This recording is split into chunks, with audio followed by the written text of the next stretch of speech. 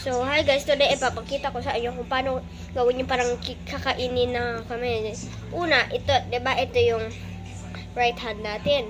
Wait lang, iganto muna natin. Right hand natin. Igaganto mo. Parang igaganto mo lang guys. So, gaganyanin.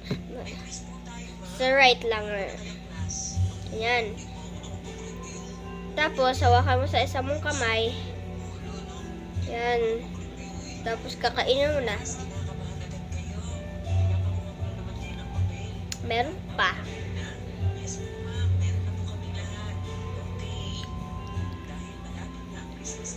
Parang walang ganyan-ganyan eh.